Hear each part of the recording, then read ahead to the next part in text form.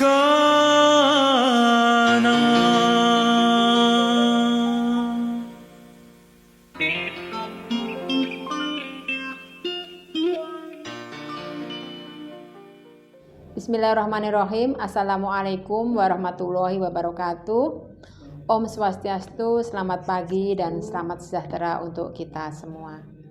Pemirsa, sahabat Madikana, kita jumpa lagi dalam podcast Madikana, Rumah Moderasi Beragama pada Kantor Urusan Agama Kecamatan Negara. Dan pada pagi hari ini kita sudah kedatangan tamu dari Puskesmas 2 Kecamatan Negara, yaitu Ibu Bidan Niwayan Sarni Eskep. Selamat pagi Ibu, pagi, apa Bu. kabar? Baik Ibu. Alhamdulillah sehat Bu ya. Ya. Baik Ibu, kita pagi ini kita akan bincang-bincang atau dialog tentang pencegahan dan penurunan angka stunting. Nah, banyak dari masyarakat kita Bu ya, masyarakat Madikana Podcast terutama ya, yang pengen tahu apa sih sebenarnya tentang stunting itu Ibu? Baiklah Ibu, saya jelaskan tentang stunting. Stunting itu adalah gagal tumbuh pada anak balita yang ditandai dengan tinggi badannya itu tidak sesuai dengan umur standarnya. Itu bisa dilihat dari penimbangan pada saat posyandu, diukur penimbangan dan pengukuran panjang badan. Itu dilaksanakan di posyandu ataupun di puskesmas, kata Ibu. Oh, jadi intinya itu gagal tumbuh berkembang dari bayi itu Bu ya, stunting itu Bu ya. Jadi atau bayi tidak sehat, berarti tidak tumbuh seperti biasanya. Jadi istilahnya stunting Bu ya. Nah, terus tentang masalah stunting itu Bu, kan ini program prioritas pemerintah. Sebenarnya apa sih yang langkah-langkah sudah dilakukan dari Puskesmas, terutama Puskesmas Kecamatan Negara itu dalam sosialisasi masalah stunting ini Bu? Langkah-langkah yang dilaksanakan di Puskesmas adalah pertama itu dari calon pengantin Ibu, seperti memberikan edukasi penyuluhan pada calon pengantin, kemudian memberikan pelayanan pada calon pengantin. Jadi setiap calon pengantin datang ke Puskesmas untuk mendapatkan pemeriksaan dan pelayanan.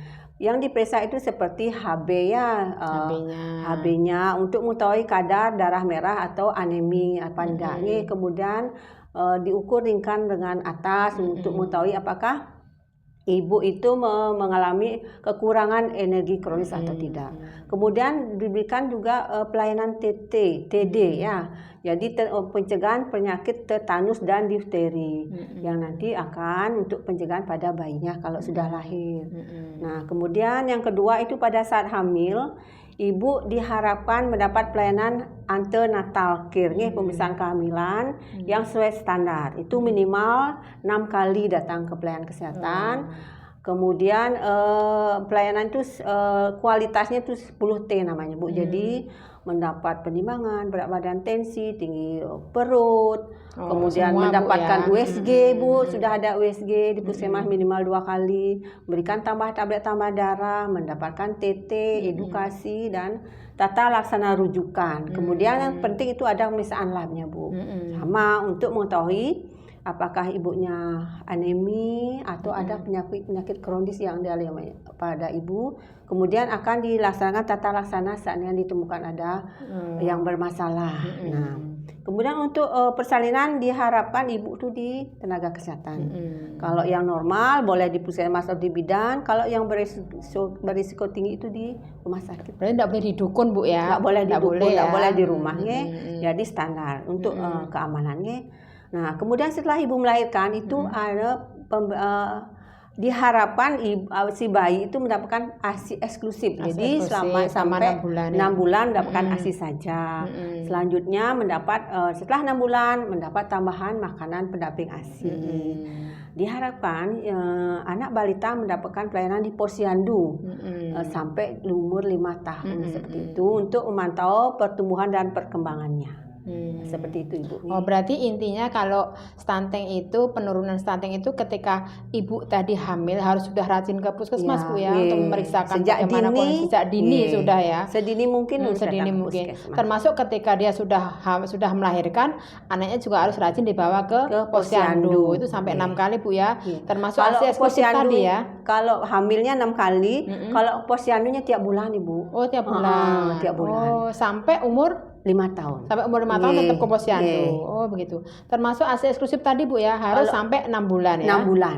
ASI saja. ASI saja. Nggih. Tidak bisa di ini Bu dibantu dengan nutrisi yang lain, harus ASI eksklusif. Oh, enggak boleh ya. Enggak boleh susu formula, enggak boleh. Enggak boleh, harus ASI eksklusif ya. Oh, berarti memang benar-benar ini Bu ya, untuk mencegah terjadinya stunting itu benar-benar banyak langkah yang harus dilakukan Bu ya. Langkah, nah, terutama dari puskesmas. Nah, terus ini Bu, dari puskesmas itu instansi mana aja yang kira-kira sudah diajak ini Bu ya, supaya tidak terjadi stunting yang yang terlalu banyak lah ibu hamil itu. Kalau yang kita koordinasi dengan desa Bu, desa-desa, kemudian dengan KUA, kemudian dengan majelis desa adat. Oh, majelis desa adat di Hindu Bu, karena di Bali kita Bu ya. Ya, kalau di desa itu ada namanya kader TPK yang bantu kita Bu, untuk pendataan ibu hamil, penyuluhan, dan juga kalau di kecamatan ada petugas PLKB, kemudian di tingkat kabupaten itu dinas PPKB, perlindungan anak. Oh, berarti dari puskesmas itu memang mereka Bu ya, turun ke masyarakat langsung Bu ya, untuk mencari ibu hamil, sosialisasi itu Bu ya. Penyuluhan di setiap desa. Oh, memang sudah ada Bu ya. Kemudian di sekolah-sekolah juga Ibu, penyuluhan untuk remaja, persiapan juga persiapan hamilnya. Pemberian tablet besi. Kita kan tahu bersama bahwa stunting ini kan merupakan program prioritas pemerintah ya, ada MOU juga, dan kita Ibu dari Kementerian Agama kita sudah mengeluarkan SEMA nomor 2 tahun 2024, bisa saya bacakan Bu ya, tentang dukungan Menteri Agama terhadap program prioritas pemerintah. Pertama yaitu adalah pencegahan dan percepatan penurunan angka stunting. Kemudian yang kedua adalah penanggulangan kemiskinan, ketiga pemberdayaan ekonomi, dan keempat adalah pelestarian lingkungan. Jadi memang ini menjadi program unggulan nih Bu ya. Misalnya di Kementerian Agama langsung dikeluarkan SE-nya oleh Menteri Agama, dan nomor 1 lagi pencegahan dan percepatan penurunan angka stunting. Termasuk makanya Ibu kita undang di sini untuk memberikan sosialisasi dan juga lewat Sustatin. Nah, terakhir Ibu, sebenarnya apa sih saran Ibu kepada masyarakat nanti bagaimana supaya masyarakat itu bisa lebih dini supaya anak-anaknya tidak terjadi stunting, itu apa sih saran yang disampaikan Ibu pada masyarakat kita? Untuk masyarakatnya, terutama ibu-ibu dan juga di sekolahnya, untuk anak seperti sekarang itu masih musimnya anak pola makannya kurang bagus Ibu.